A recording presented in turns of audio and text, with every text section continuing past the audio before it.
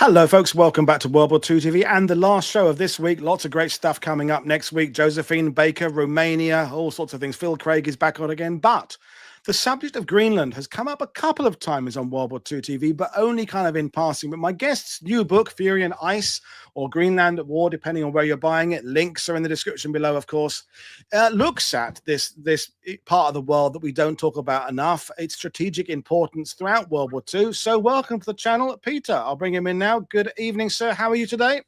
I'm great, thanks. How are you? I'm good. So the thing about Greenland is most people watching this won't have much knowledge about it in World War II. But my question to you before we bring up your slides is, why should we be talking about Greenland? Well, it's one of those like little known battlefields of World War II that we really should know more about, and that we have kind of like tended to forget in the post-war years, like partly because of like limited access to sources and because of like bigger theaters of war, like commanding more attention. But it's really in a variety of ways. It was really an important part of World War II and had a direct impact on war at the strategic level. Yeah, and I say everybody has an interest, which we'll find out. So we'll bring up your slides. So, folks, I think a lot of the information, the questions you have will be answered by Peter as we go along, but we will do some questions we get, probably at the end towards today. But I'm going to hand over to Peter to take us through this, and we'll all sit back and go on a journey of discovery, learning about a little known but really important part of World War II. So over to you, sir. Thanks. So first of all, I would just like to introduce myself and the reason why I'm here tonight. I recently published this book, Fury and Ice, Greenland, the United States and Germany in World War II, which is kind of like a combination of two interests of mine. I have like an abiding interest in World War II, and at the same time, I have an abiding interest in Greenland. The reason being that I grew up, or part of my childhood was spent in Greenland. I spent a few years of my boyhood in Greenland. So it's kind of like two interests coming together in this particular book. It's like the hardback version here, and then there's the paperback version that will be published a little bit later this year, which with a different title, but with essentially the same contents as in the hardback version. So here's a little bit of an outline of what I'm going to be talking about. First of all, like I'm going to like briefly introduce like why was Greenland important during World War II. Then I'll go through the history in kind of like a chronological way, beginning with the essentially the Stone Age, but like fast forward to World War II in 1939. Go through like how the mineral Kryite was really essential in attracting Allied interest in 1940. Then going on to describe some of the ways in which the Germans tried to conduct various kinds of reconnaissance and espionage in Greenland, even before war with the United States had officially broken out. Then I'll move on to talk about how the Americans gradually became more and more involved in Greenland in the early war years before Pearl Harbor. Then there's an important watershed, of course, with the American entrance into the war in late 1941, which meant that the Germans got involved in, especially in two major operations, which I will describe in some details. One in 1942, 1943, and one year later. And then finally, I'll talk about like how the war ended and how the legacy of World War II kind of lingers to this day. But first of all, like I'm going to talk a little bit about why Greenland was important. Here's some of the basics.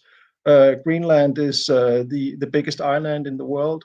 Some Australians might object to that, but it is the biggest island because Australia is a continent, so it doesn't count as an island. It's as big as the 26 American states east of the Mississippi. As you can see, it's mostly covered in ice. About 80% of Greenland is covered in ice. And even though it's huge, it's thinly populated. And back during World War II, it was even more thinly populated. There were 19,000 residents at the time of the outbreak of war in 1939. and most of them lived on the west coast. The east coast then and now is very sparsely populated. But there were essentially three reasons why Greenland was important in World War II. First of all, it was an important location for gathering weather information. What we see here is the inside of an American weather station in Greenland in October 1944. It's like a few months after D-Day, in which the collection of meteorological data from Greenland was important in providing the weather forecast, which convinced Eisenhower that the timing of D-Day was when the timing of D-Day should be. The Germans too were interested in Greenland for the sake of weather. They called Greenland the weather kitchen. So it's like Greenland was a place where tomorrow's weather was like cooked up or prepared, like as if in a kitchen. So that was like reason number one. Reason number two was that Greenland was and is rich in minerals. Today we're talking about rare earths. Back then, there was especially one mineral that was important, the one I referred to earlier, cryolite. Cryolite was essential for the production of aluminum, which in turn was important in the production of aircraft in World War II. Just to give an example, like the Liberator bomber, which is on this photo, was consisted allegedly of 85% like aluminum alloy. So just as an indication of like how really strategically crucial Greenland was, also because Greenland was really the only place in the world where you could like extract cryolite from the underground in commercially meaningful amounts. Right. And the last reason why Greenland was important in World War II was as a stopover for American planes being shipped to the British Isles. It was, probably a lot of the readers remember the Apple TV miniseries from last year, Masters of the Air. In episode 1, they landed in Greenland on their way to Europe. That was the experience of many American pilots flying their planes to the European battleground. So it was a crucial stop. I guess they could have like transported the airplanes to the British Isles even without the availability of Greenland, but it definitely made the task a whole lot easier. So these are like the three major reasons why Greenland was so important: weather, minerals, and logistics. So okay, I will go a little bit back in history just to kind of like set the scene. I'll do this fast so we can get to World War II, but I think it's like essential background. Greenland has been, people have tried to like settle in Greenland for the past like 4,500 years, and they have almost consistently failed. Some have stayed for a few hundred years, but eventually been defeated by the harsh natural conditions. It's only when we get to like the year 1000 AD that we actually see some human settlement that actually is going to last. There's Eric the Red, the Norwegian / Icelandic Viking, which is kind of pictured on the right in a somewhat anachronistic fashion from a 1600s image, who landed in Greenland shortly before the year 1000 and established settlements in Greenland. At the same time, Inuit, ancestors of the present Inuit, or also settled in northern Greenland, actually a little bit after the Vikings. So the Vikings were kind of first and the Inuit came later. But the Inuit Vikings are always first. We know that now, don't we? Most places the Vikings got there first. Yeah. Yeah, pretty much. Yeah. But they actually they ended up on the losing end, on the losing side in this particular encounter, like with these Inuit who were much better suited or accustomed to polar conditions, and were either wiped out by epidemics or by the Inuit. We don't know exactly, but like the Norse settlement in Greenland kind of like petered out in the kind of like what was like the Middle Ages in Europe. and the Inuit had Greenland to themselves until around the early 1700s, when the Danish king sent an expedition back to Greenland to reestablish like a regular commercial relations between Denmark and Greenland.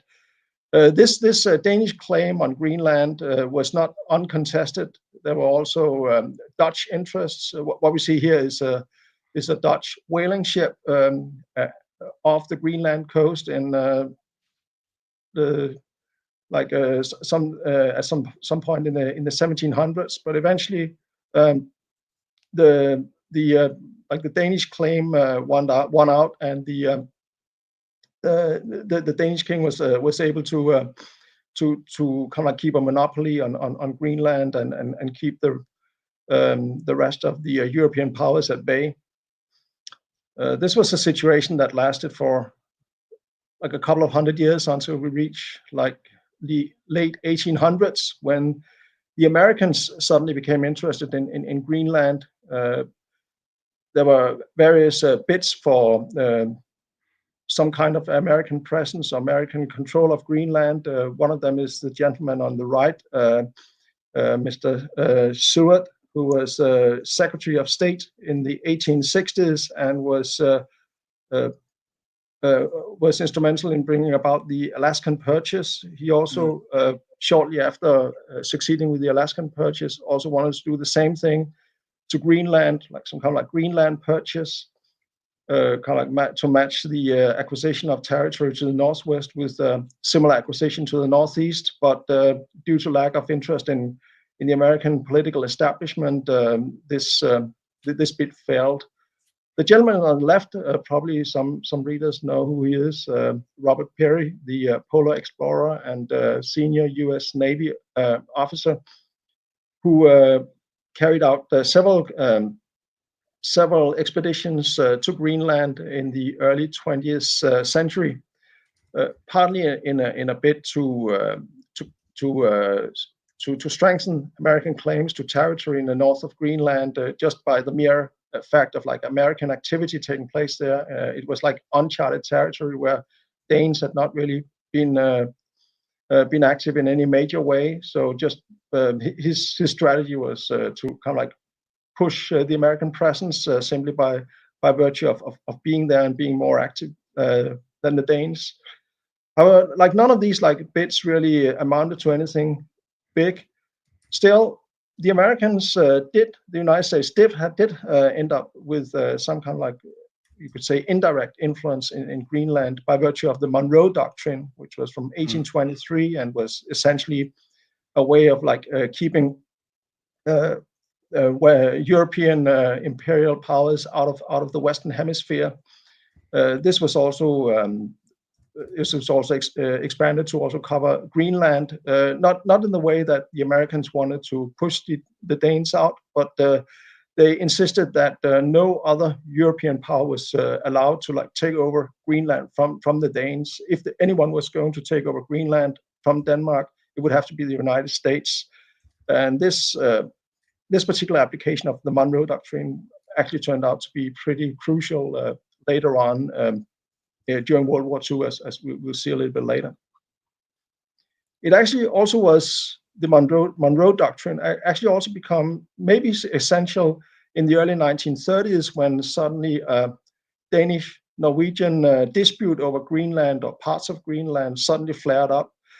A lot of the Viking activity in Greenland had actually been carried out by Norwegian Vikings, and the initial Danish forays into Greenland in the 1700s were also carried out mostly by Norwegians, but acting on behalf of the Danish king, because Norway was part of like the Danish-Norwegian kingdom at the time.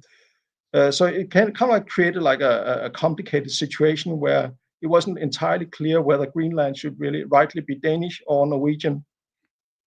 Some private Norwegian citizens in 1931 decided to take matters into their own hands and privately occupy part of the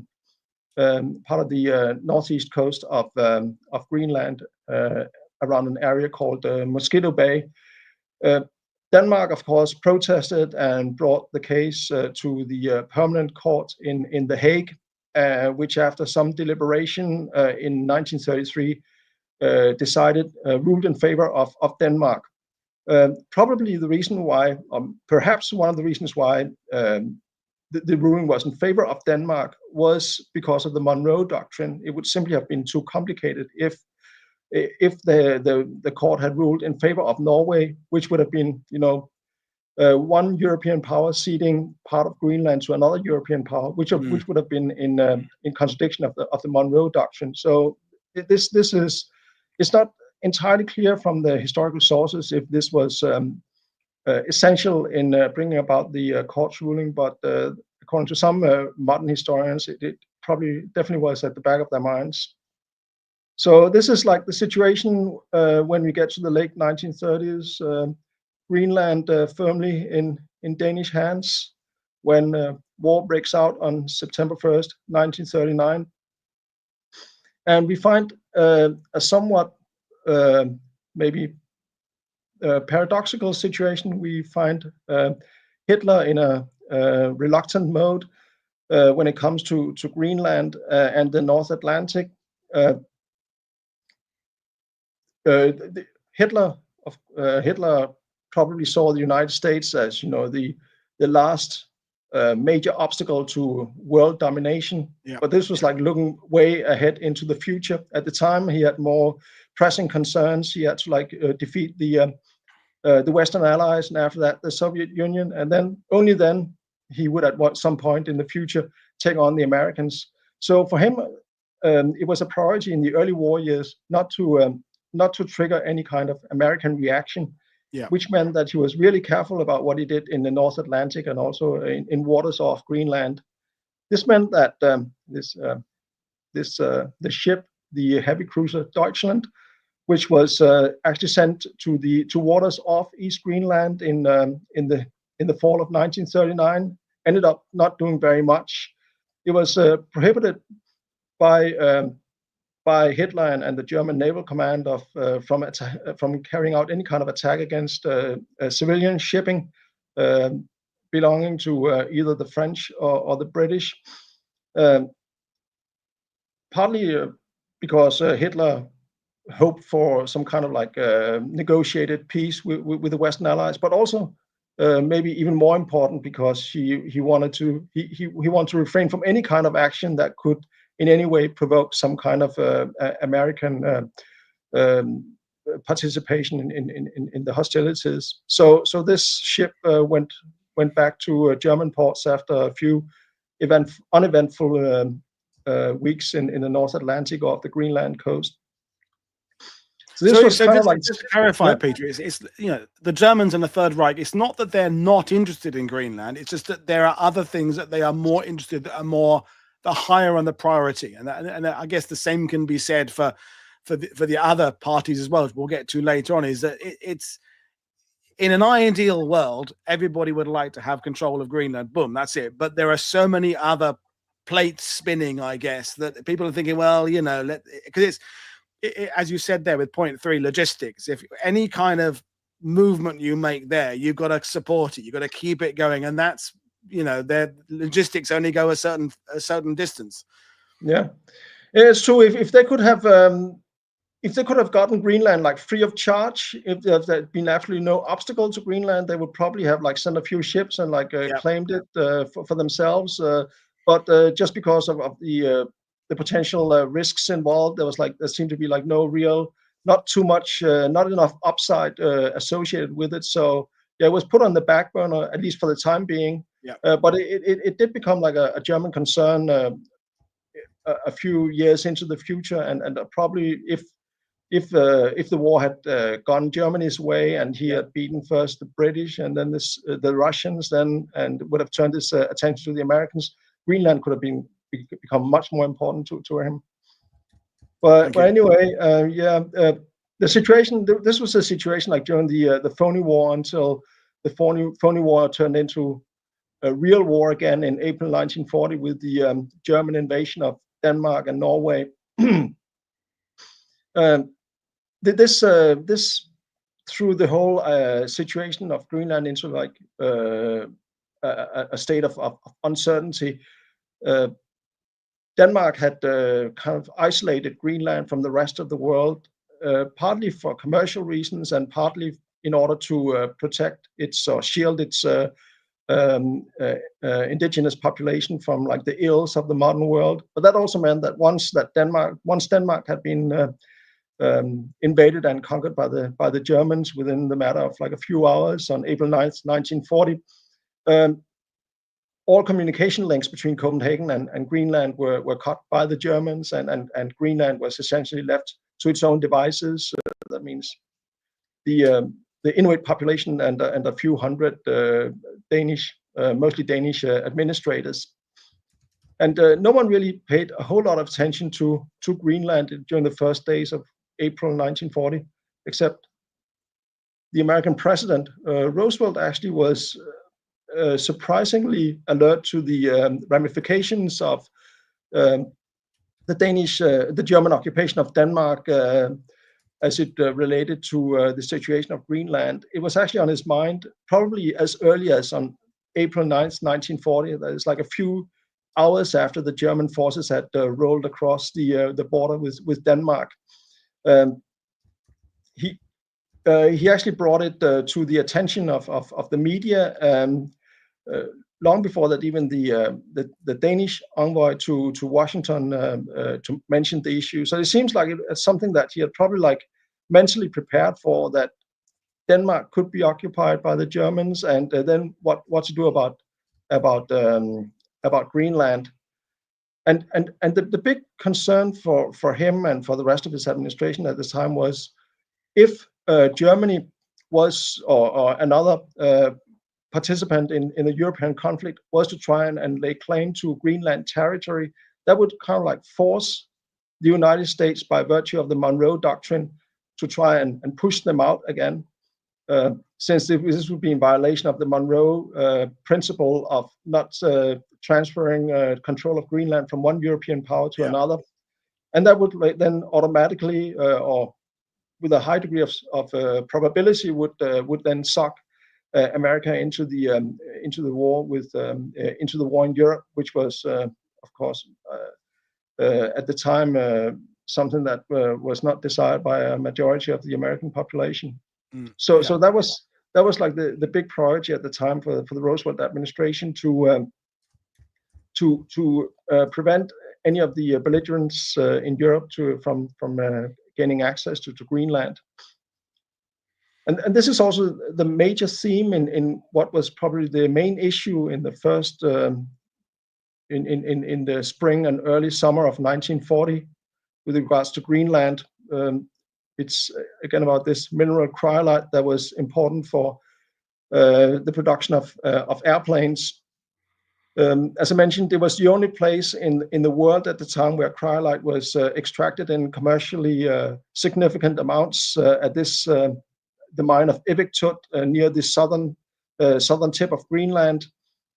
It was absolutely essential for the Allies to have access to the Kryite being produced there. It wasn't so essential to the Germans. The Germans had devised like a synthetic method of producing Kryite, which meant they didn't need it.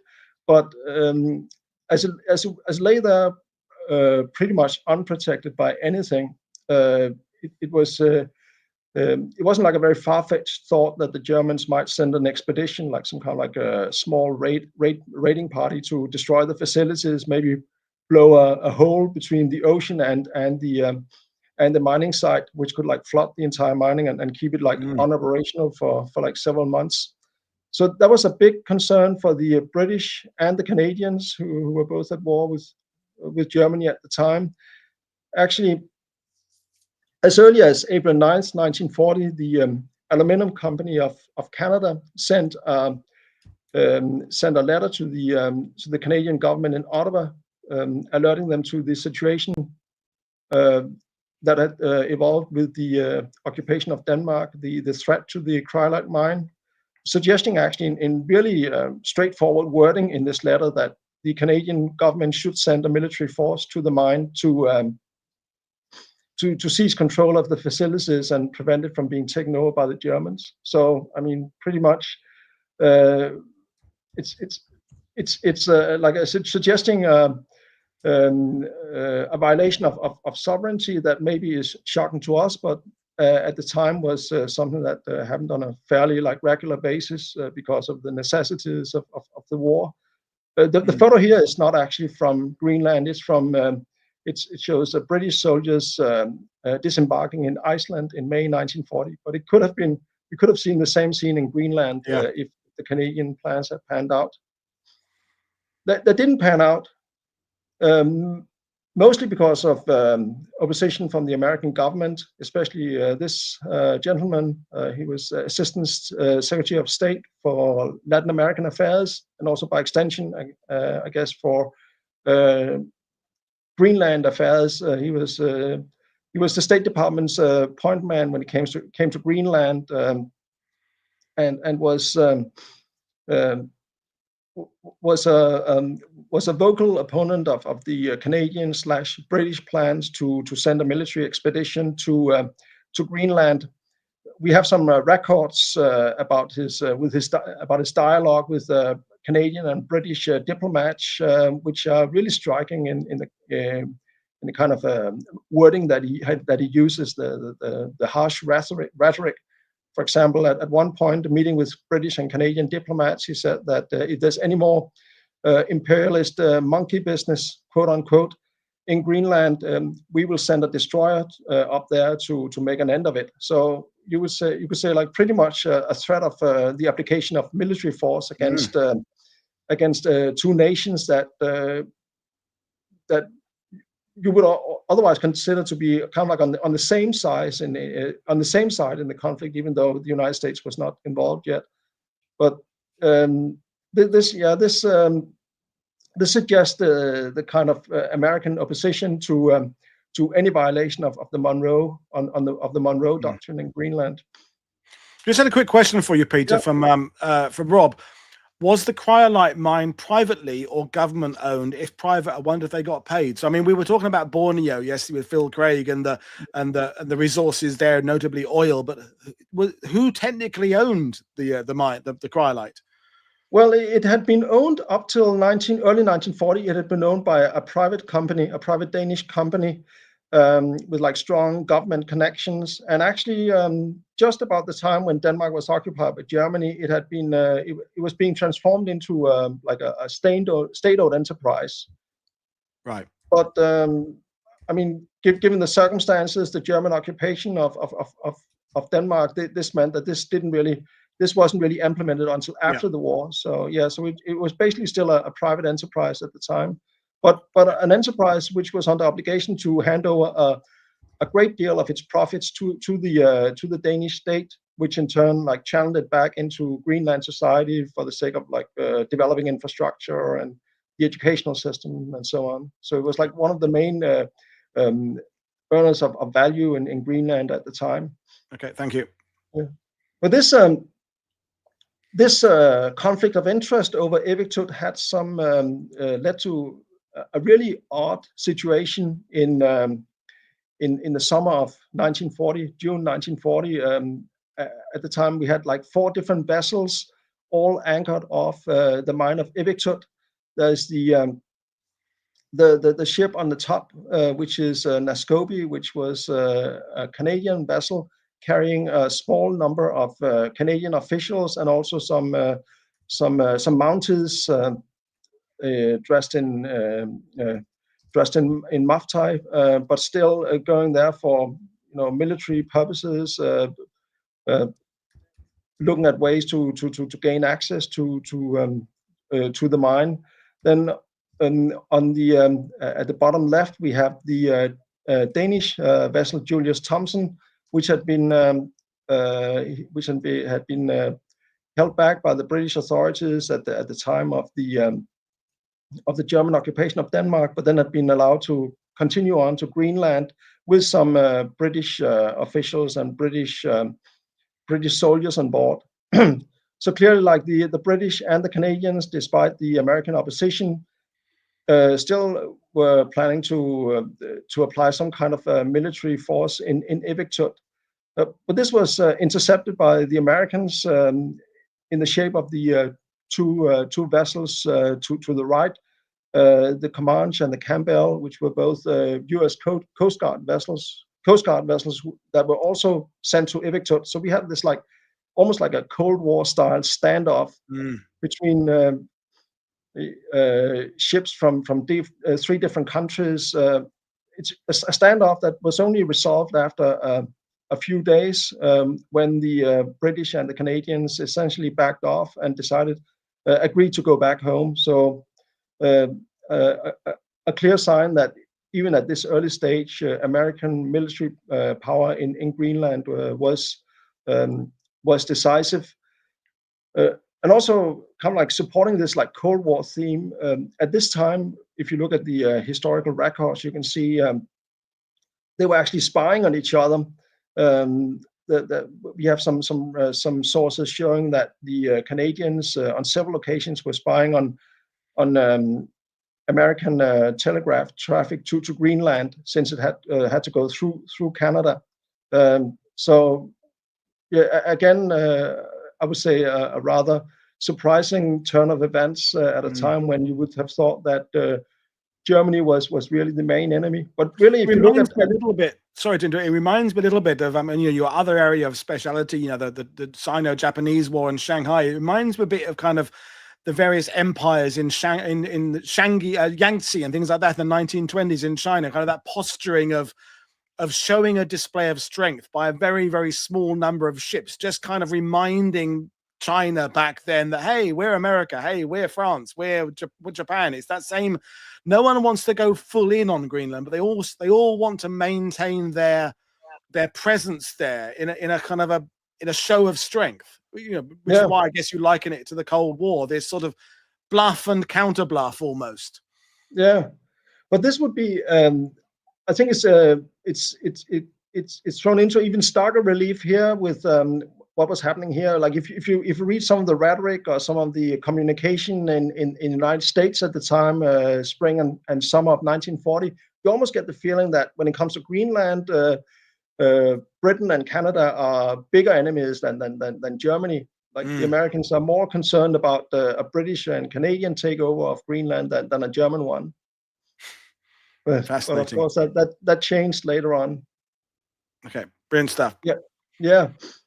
Well, I just want to quickly mention that one of the reasons why this was eventually resolved in a fairly amicable manner was because of this person on the left, the Canadian Prime Minister Mackenzie King, the Prime Minister throughout World War II, who considered himself to be like a bridge between the United Kingdom and the United States, which meant essentially mostly obeying what the Americans wanted, which in this particular case meant no Canadian or virtually no Canadian on Greenland soil, which was a command that was listened to by the Canadians. But then if you turn to the Germans, as I mentioned, Hitler was not very keen on antagonizing the Americans at this point in the war. So they tried to extract information and intelligence from Greenland via third parties. For example, this vessel, Vesle, which was a Norwegian vessel that was sent to Greenland after the German occupation of Norway in 1940, basically to strengthen the Norwegian claim to parts of eastern Greenland, parts of the Norwegian establishment had not yet given up hopes of carving out parts of Greenland, despite the ruling in Hague in 1933.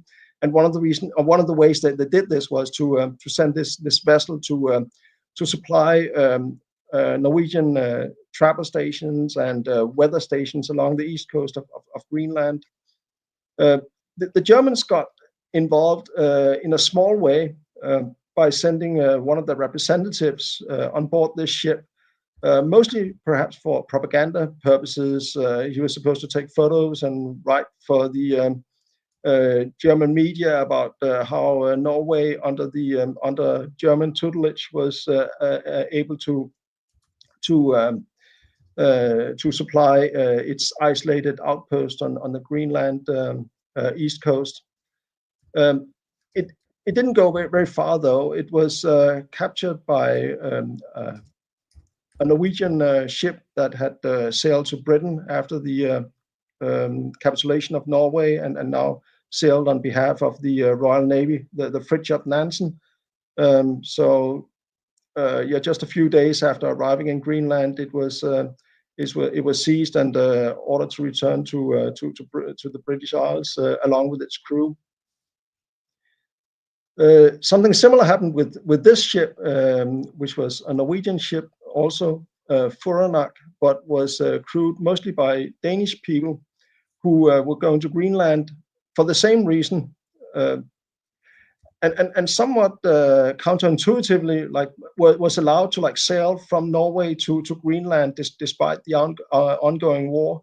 But for pretty much the same person, for the same purpose as the Norwegian ship I just alluded to, mainly to show the flag. They were supposed to the crew was supposed to act as trappers and just show Danish economic activity there in order to signal that Greenland was still an area, an arena of Danish activism.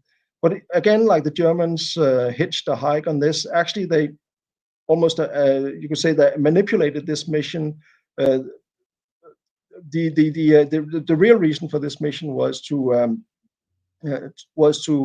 carry out weather reporting and send it back to Europe. There were a number of Danish and Norwegian weather stations on the east coast of Greenland that were still active at this time, and even after the German occupation of Denmark, still sent back weather information to Europe on a regular daily basis, several times a day. But the Germans knew that this was going to only last until the British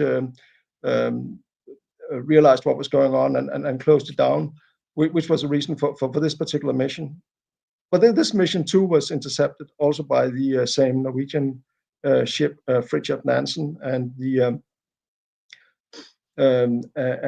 crew was sent back to imprisonment in the British Isles. So that was the two first attempts, German attempts to kind of get an indirect foothold on Greenland. Yeah. The third attempt was 1 year later in the late summer of 1941 when this ship was sent to Greenland. Again, with the purpose of kind of showing the flag, this time the Norwegian flag, but also and again with the German intelligence service hitching a hike on this particular mission, again with the purpose of setting up a weather station, but with the same result. This too was intercepted, this time not by a ship from the Royal Navy, but by a ship from the U.S. Coast Guard. This ship, which the Northland, which at that time already had spent several months in Greenland waters, and kind of shows that the United States Coast Guard and other parts of the United States military already was playing an active role in Greenland. Although this was September 1941, 3 months before Pearl Harbor. Already at this time, American military activity in Greenland was fairly significant. So, which leads me to this, the question of why America was so involved already at this fairly early stage in the war. The really important event was an agreement that was signed between the Danish envoy in Washington, this person, Henrik Kaufmann, who was actually half German, but fiercely loyal to the Danish government, the pre-war Danish government, and determined to also to make sure that Denmark counted as an allied nation. And one of the ways that he did that was to allow the American military complete access to Greenland for the duration of the war. This resulted in a deal that was signed on the 9th of April 1941, like symbolically 1 year to the day after the German occupation of Denmark. The thing that the thing that made this agreement special was that it essentially allowed the Americans to keep a presence in Greenland even beyond the end of the war. This actually makes this agreement different from a similar agreement that was signed by the Americans and the Icelandic government at about the same time, where it was very clearly stated that once the war was over, the Americans would pull back from Iceland. So this kind of like suggests that even actually at a time, April 1941, 8 months before the Americans had even entered into World War II for real, they're already like starting to make active plans for the post-war years, which is I think in a way fascinating. It reminds me of the show we did last night with Phil Craig about Borneo. There's a set of criteria about the immediate future in terms of World War II. There's also this forward thinking about, but there's a point when this war will come to an end. What's the next bit of history? And I think the same thing's happening here. People are thinking short term, and they're also thinking long term. Which of these global empires is going to be the one that's going to be the significant one after this conflict. So it's interesting that even in 41, people are thinking way ahead. Yeah, it's a fascinating subject. What did people at the time think about the period after the war, and how similar was it to what actually did happen after 1945? So, but at least in this particular case, the Americans were spot on. Like Greenland was also important after 1945. Yeah. Thank you. But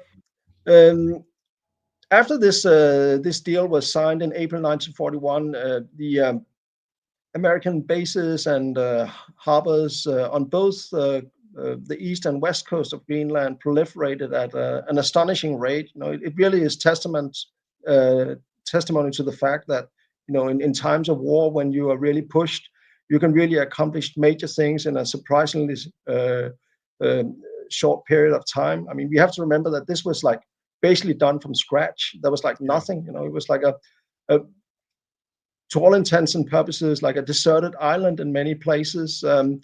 Much of it was uncharted. There were like no usable nautical maps for big parts, long stretches of both coastlines, and they had to like do all this, and they had to do that within a matter of months, and they were actually able to accomplish it.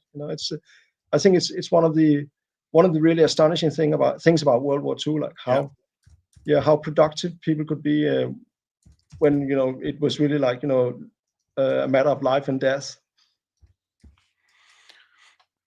Also, one of the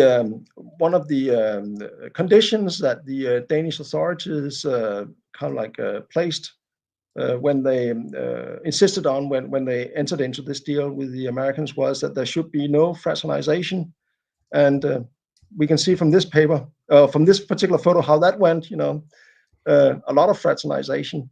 The Inuit were curious and eager to communicate with the newcomers. I mean, they had been like isolated from the rest of the world for more than 200 years at the time, and here they were like confronted with the most economically and technologically advanced civilization on the world. American consumerism in a kind of like embryonic stage.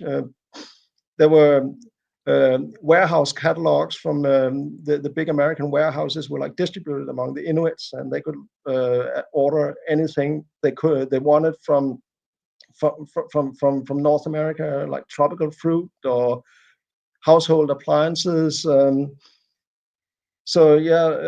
a lot of interaction, and I would say like a cultural revolution taking place in Greenland at the time, and perhaps also maybe a sexual revolution. There was a lot of births out of wedlock at the time, with actually quite quite harsh consequences for the women involved. Like the Inuit women, they were like ostracized from society. There are reports about how they were not able to like attend Sunday church service, but had to like watch what was going on like through an open window, so kind of like put to public shame.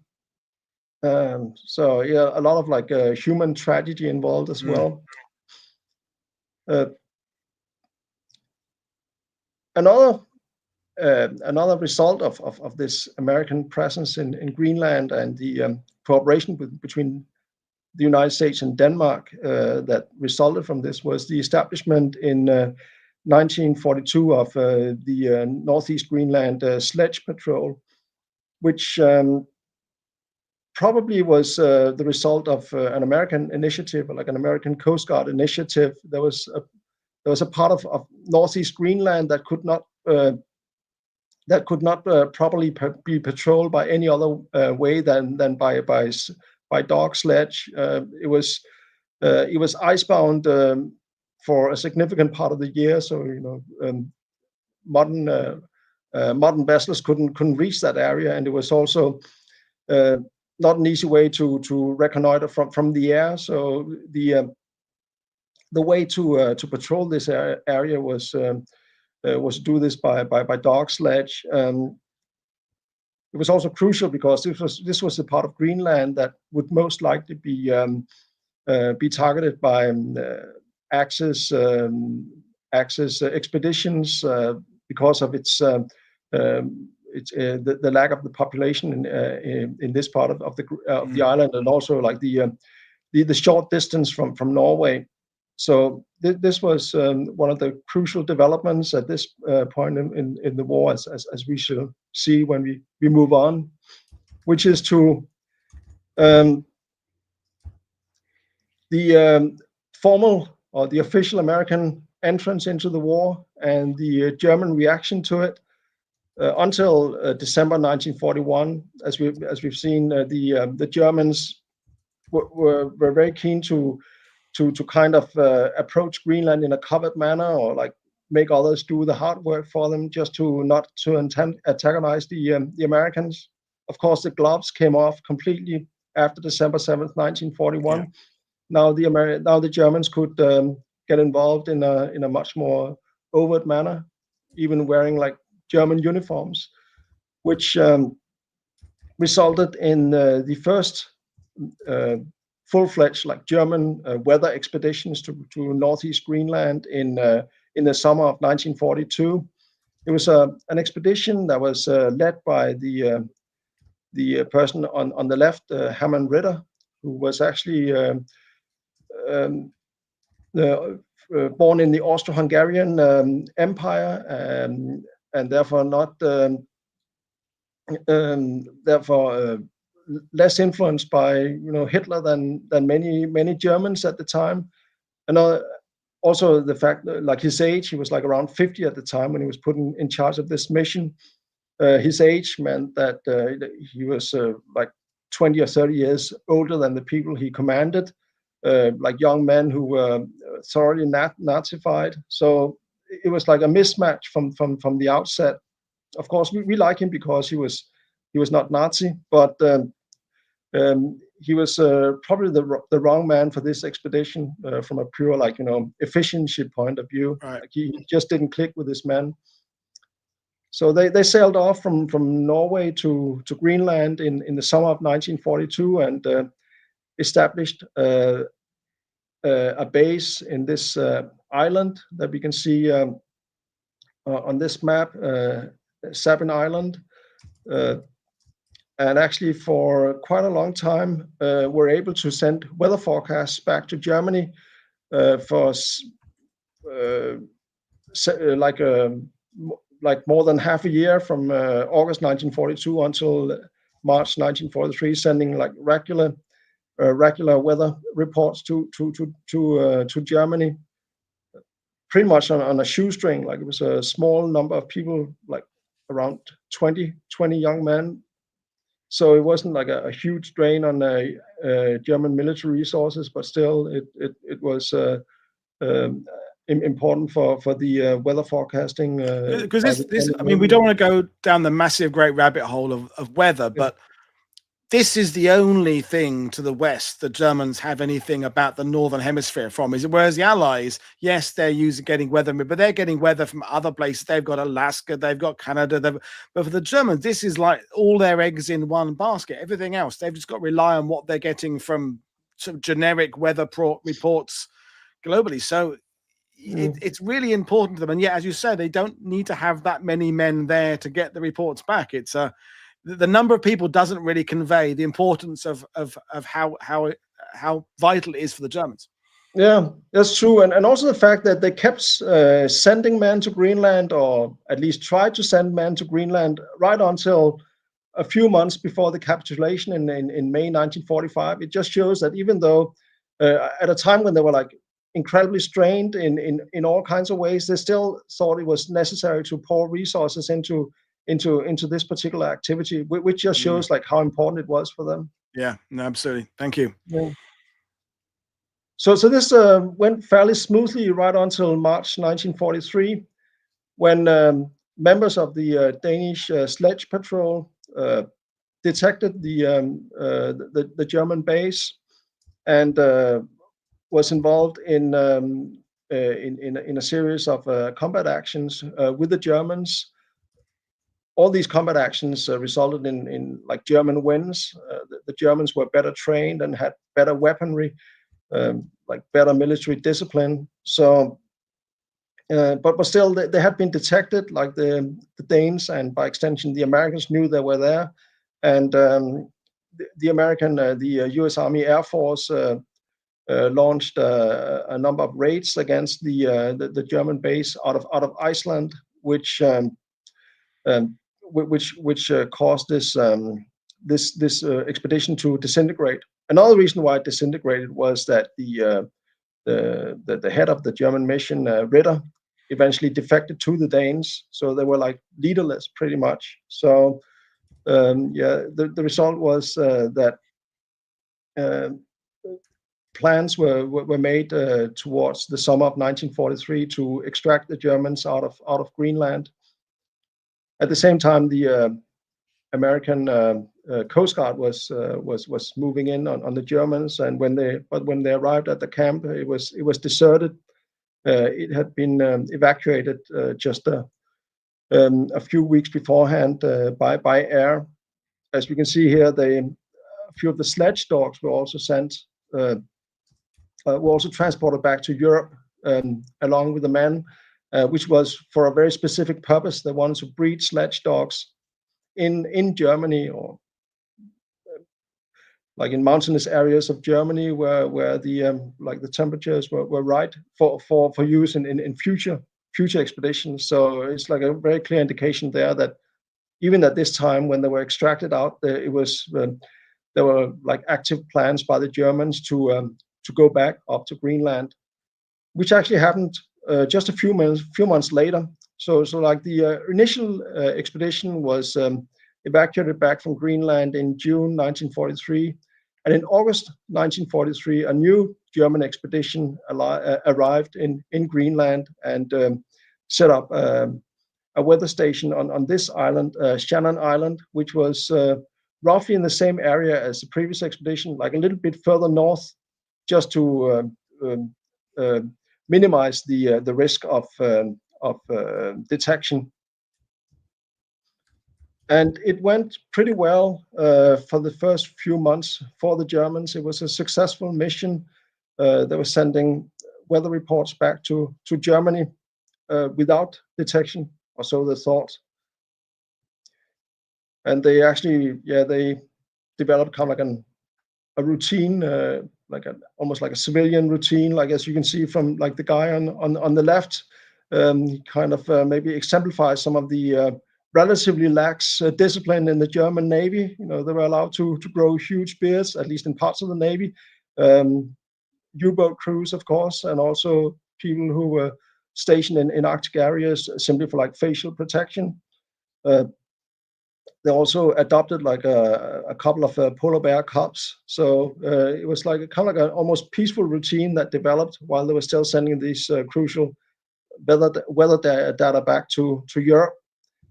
It all ended, however, in April 1944.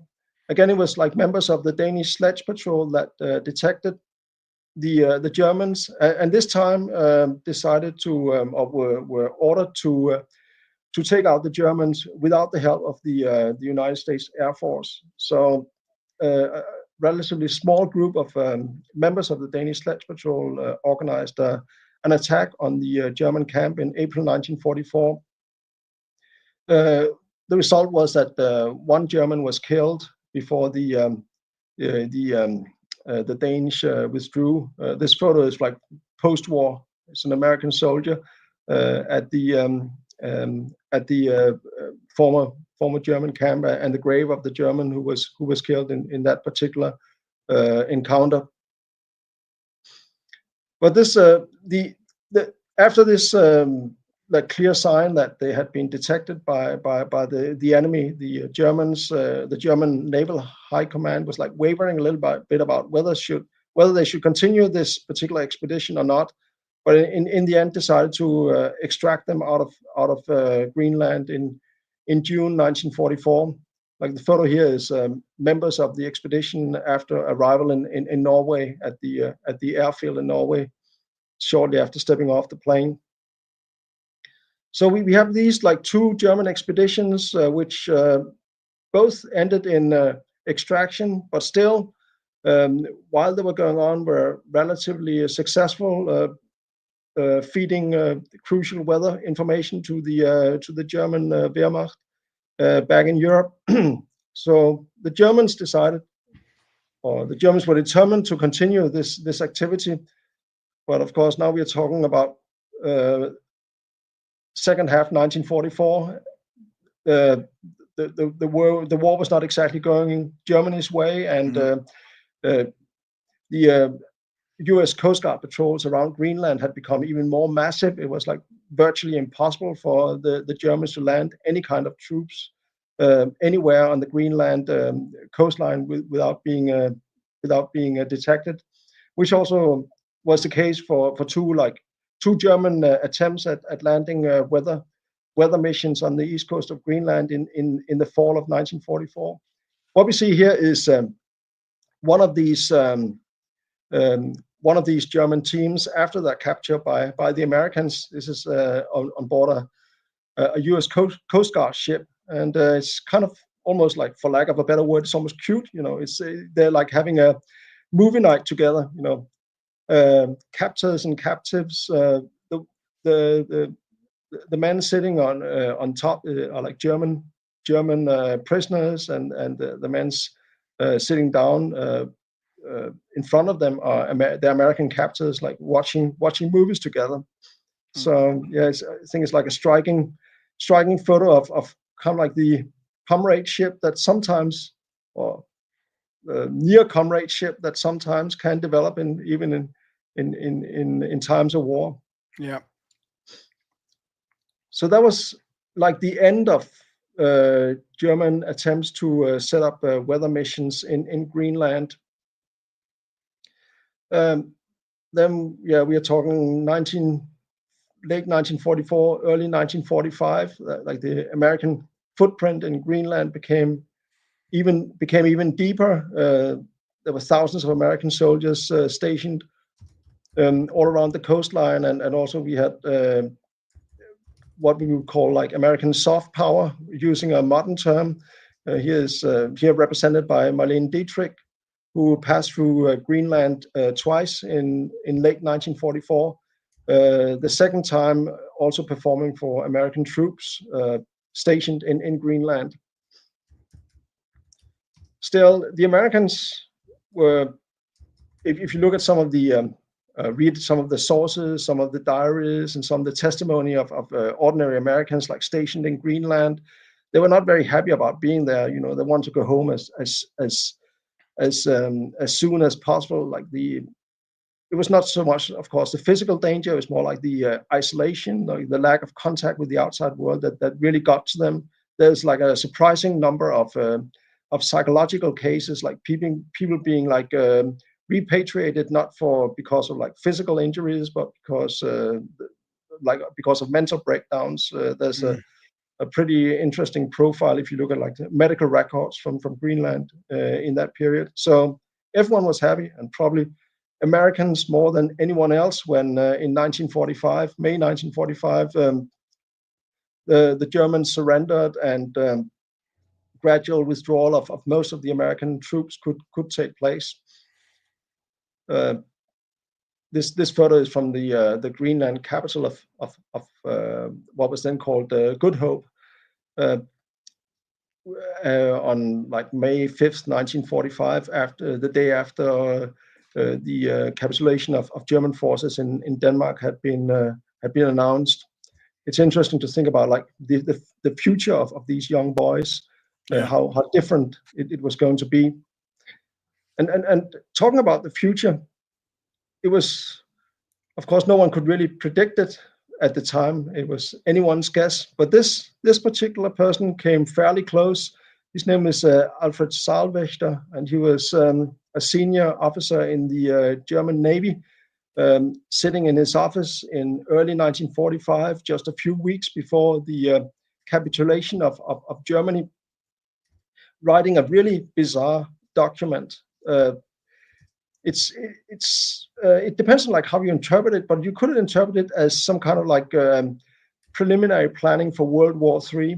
Like he was kind of like in this document, he was going through what were the factors that Germany did wrong in the war that it was about to lose now, and what could Germany do the third time around? You know, assuming that Germany would be allowed to like unleash its military prowess on the rest of the world for a third time. That was relatively optimistic, I would say, but it was still interesting because it's like, even though this document was from our point of view was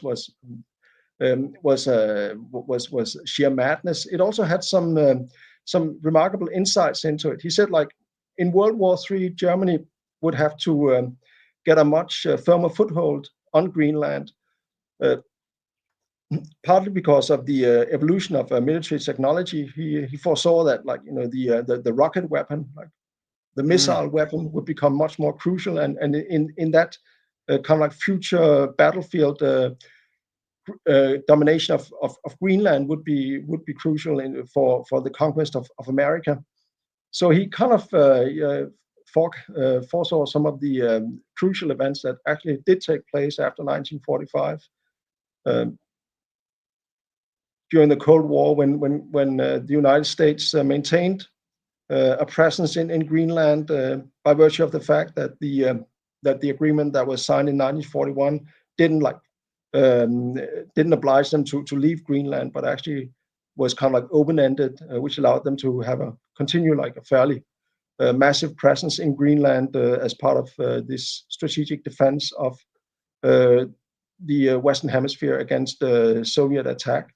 But now we are kind of moving closer to the present day and away from World War II. So I will stop here. Well, brilliant stuff, Peter. And we've got a couple of questions from viewers, although most of them you've kind of been addressing as you go along. But I want to post my questions first. The first is, we've talked about Germany, the USA, Canada, Norway, Denmark, their interest. But a surprising bit that in your book is the Japanese also have interest as well. So just briefly explain what their interest was in Greenland, because that was one of the ones that kind of nearly blew my mind. Was Japan, Greenland. So explain all. Yeah, it was also one of my big surprises when I was doing research for the book, and the fact that the Japanese were interested in Greenland kind of emerged from when I read some of the correspondence of the Danish embassy in Washington during the war. There's like one particular letter that was sent from the Danish embassy in Tokyo to his colleagues in Washington, passing on a request from the Japanese airplane industry, asking about what was going to happen with the production of cryolite. Would there still be like a stream of cryolite coming out of Greenland, because Japan really needed it for its aircraft industry? So the Japanese were really interested in Greenland for the same reasons as everyone else. They wanted access to the cryolite. Also, another thing is that Japan saw Greenland as kind of like a test case to show like how far could you really go in terms of like taking over colonial possessions from Danish, from European governments that were rendered incapable due to German occupation. So they were really looking there, like observing what were the Americans going to do after the German occupation of Denmark in April 1940. Would they take over Greenland? Because if the Americans did that, the Japanese would be tempted to do the same thing to the Dutch East Indies following the fall of the Netherlands to the German army. So yeah, there was this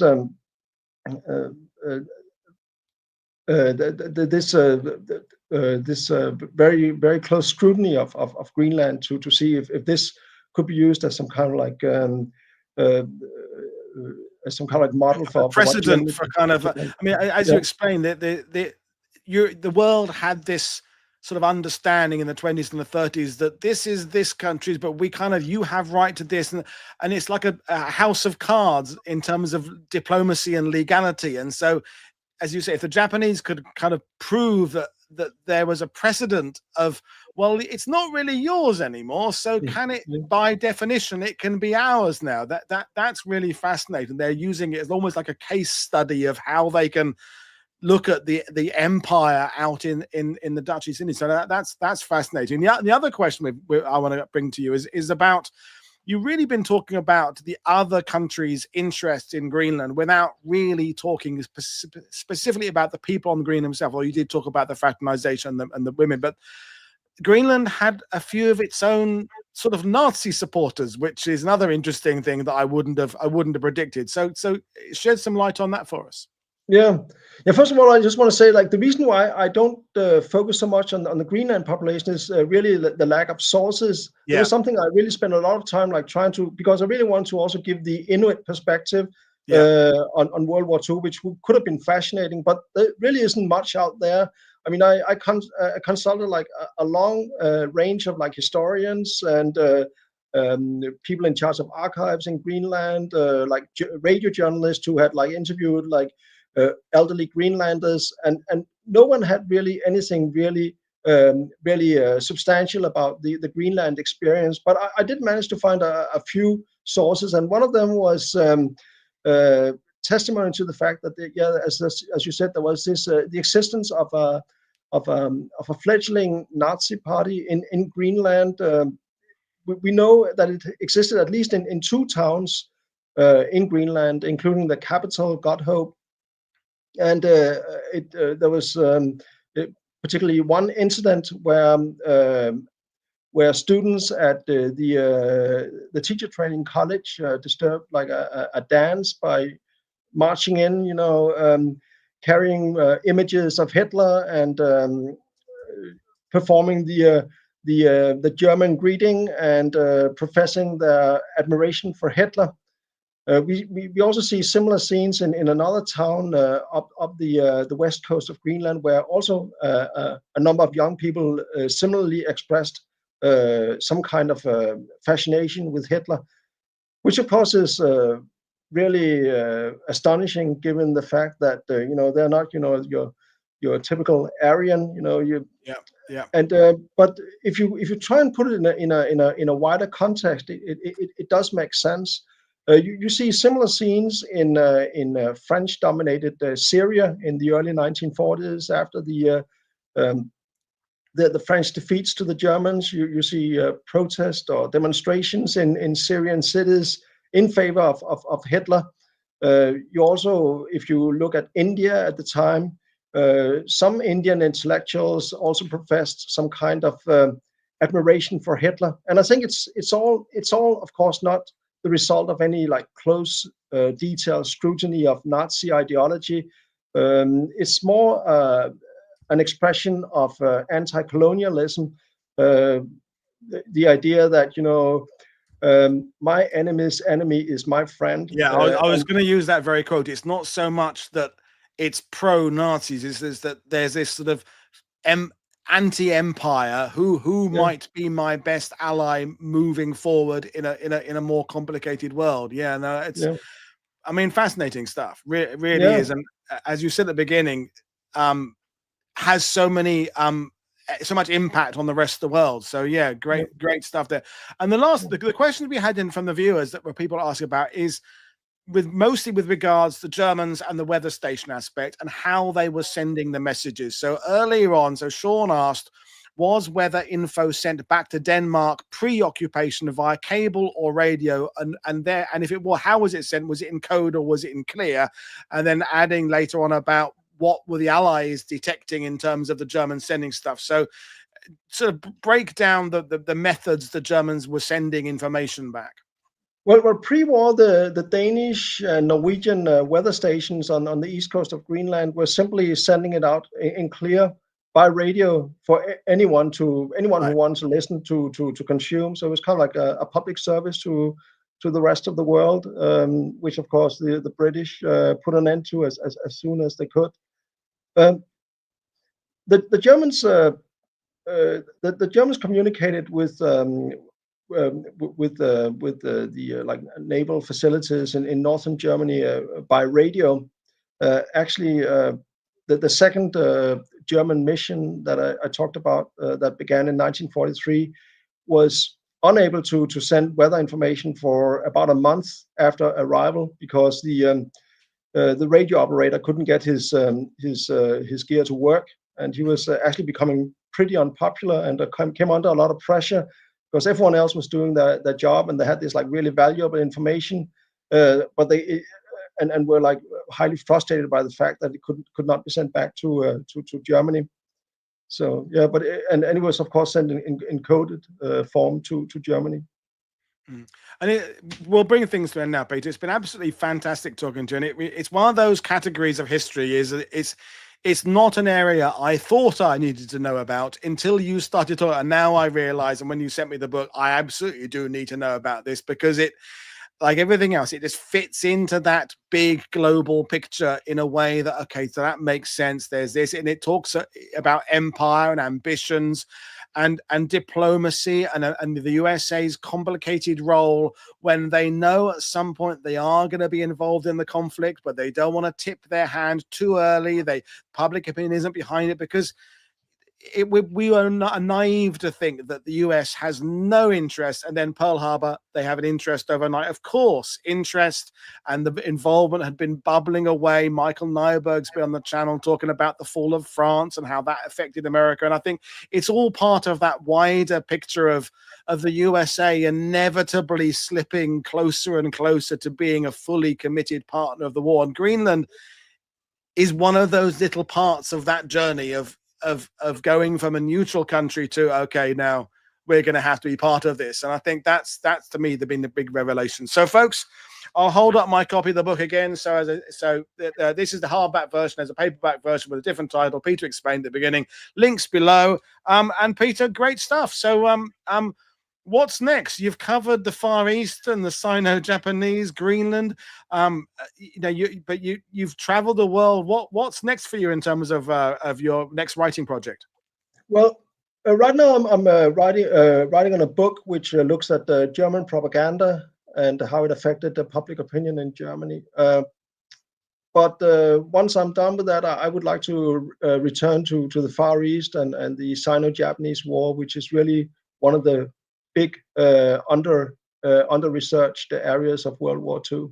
Yeah, I mean, it's gradually getting a bit of a head of steam. Rana Mitter and yourself and Richard Frank gradually bring John McManus, but it's still, as you say, they're really underexplored. And again, it's not like it's just what's happening between Japan and China. It's how the USA's relationship with China, India's relationship with the empire. It's not. There's so many levels to it that I find fascinating. But we'll leave that for another day. So, folks, I'm off for the weekend. As I say, we've got Josephine Baker next week. We've got Romania. We've got Phil Craig coming on talking about Vietnam and Dutch East Indies. So click like and subscribe, buy my guest books. But right now, I'm going to say enjoy the weekend. This is Paul Woodadge for World War II TV saying cheers. Thanks for your viewership. Bye.